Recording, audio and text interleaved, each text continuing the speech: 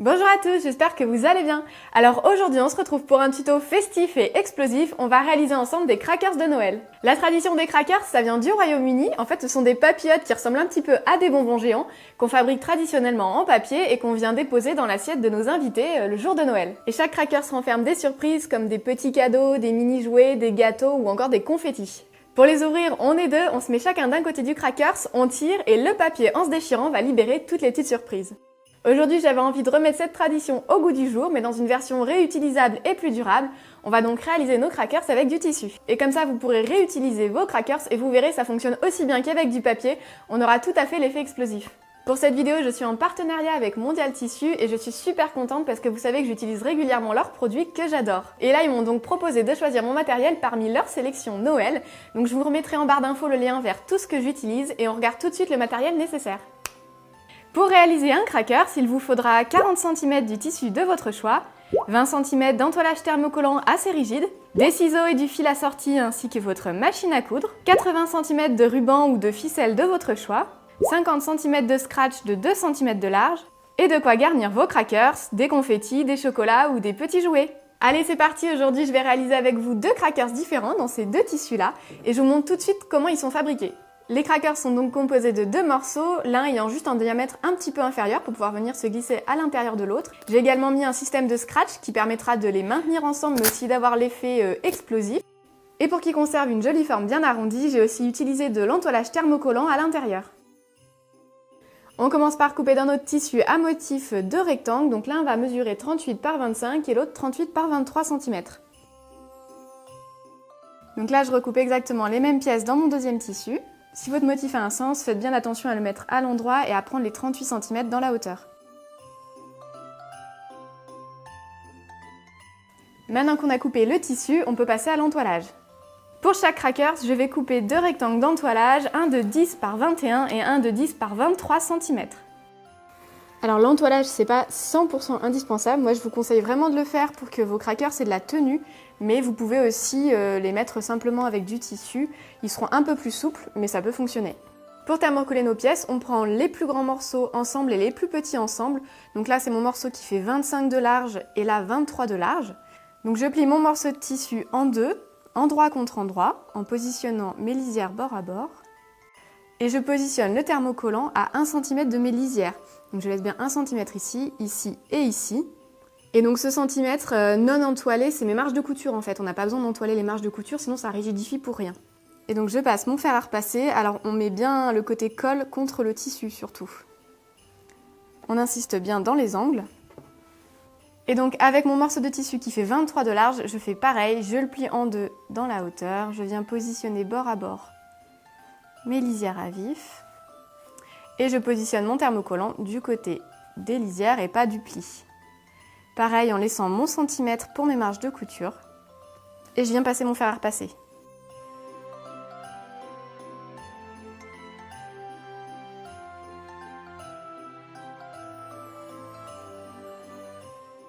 Et maintenant on peut passer à l'étape de la couture qui va nous permettre de donner la forme aux crackers. Pour les coudre, on va les plier mais dans l'autre sens que tout à l'heure, donc on vient les mettre dans le sens de la longueur et on épingle pour maintenir en place. Et cette couture va nous permettre de former le tube du crackers et lui donner sa forme arrondie.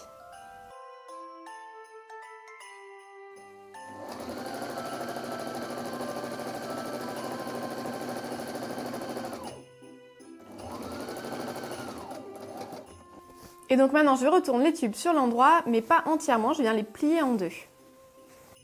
Et ça me permet d'avoir un tube doublé, ce qui est beaucoup plus esthétique. Et donc là je veille bien à aligner mes deux morceaux de tissu.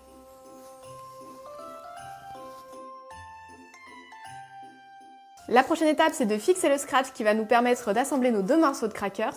Le mien mesure 2 cm, mais j'ai pas besoin de cette largeur-là, donc je vais d'abord le recouper en deux dans la longueur pour avoir un scratch d'1 cm de large.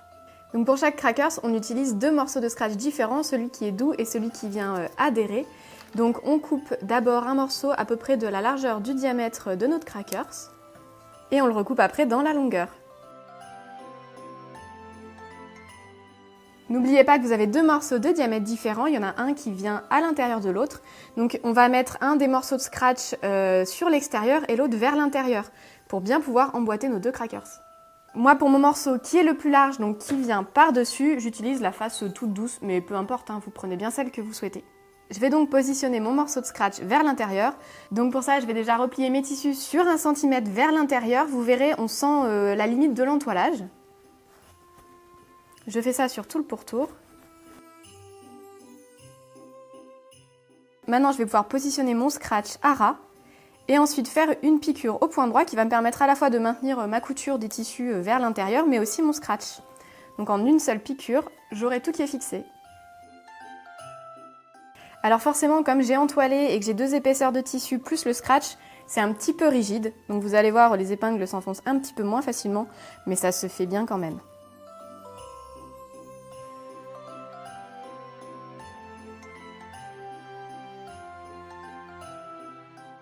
Pour la partie ayant le diamètre le plus petit, je fonctionne exactement de la même manière. Je vais venir couper mon scratch, mais donc l'autre face de mon scratch.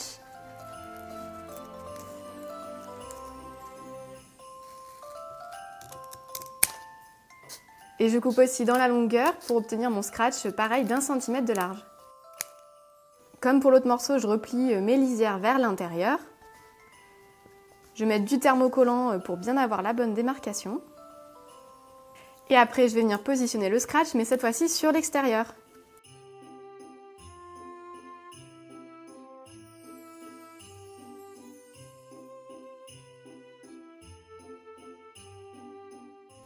Je fais exactement la même chose pour le deuxième crackers dans le tissu flocon.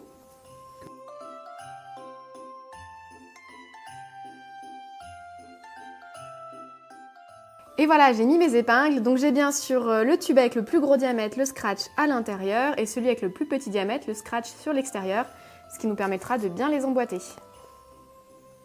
Alors je vous l'avoue, c'est pas la partie la plus rigolote. Le tissu étant entoilé, il est très rigide et puis du coup on a un petit diamètre qui nous empêche de passer dans le bras de la machine, mais ça va très bien se faire en pliant un petit peu le tissu vers l'intérieur. Donc positionnez bien votre tissu en tirant un petit peu dessus pour surtout pas prendre les 2 épaisseurs du tube en même temps.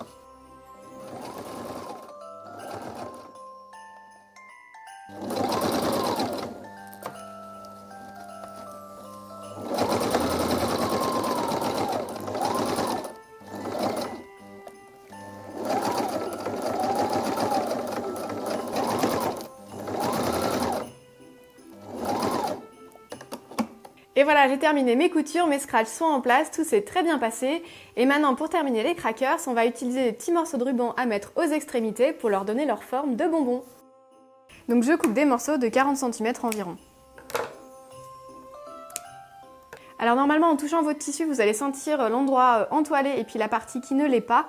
Donc l'idée, c'est de venir resserrer à cet endroit-là, pile à la limite de notre entoilage. Là, j'ai ma marge de couture, donc pour que ce soit le plus joli possible, je vais faire mon nœud à l'opposé et comme ça, la marge sera cachée.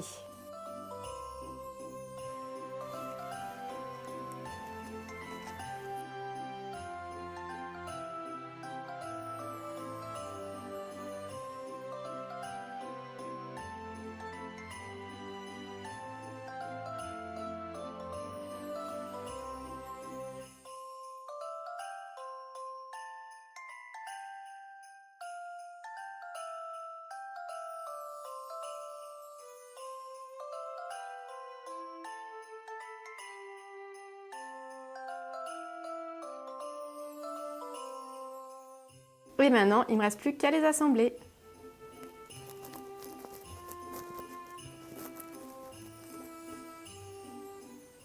Et voilà, vos crackers sont terminés. Il ne vous restera plus qu'à les remplir le jour J avec les petites surprises que vous avez choisies et les mettre soit sur votre table de fête ou même pourquoi pas au pied du sapin. Moi je glisse à l'intérieur des petits chocolats, pain d'épices et des confettis pour l'effet waouh au moment de les ouvrir, mais vous pouvez aussi glisser des petits jeux par exemple si vous avez des enfants.